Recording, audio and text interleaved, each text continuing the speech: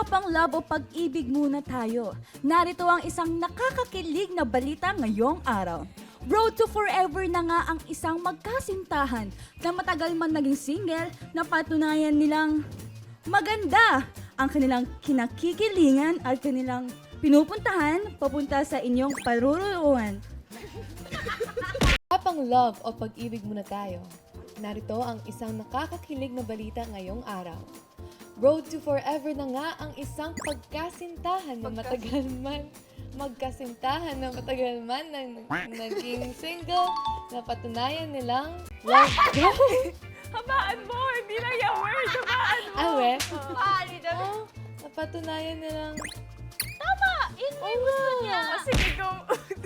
love goals and plans, mga bigay na pinapangarap lang nila, mga Mix, pwede ka lumapit.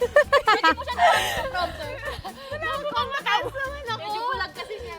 love goals and plans, mga bagay na pinapangarap lang nila makamit noon. Unti-unti nang natutupad ngayon. Sana all!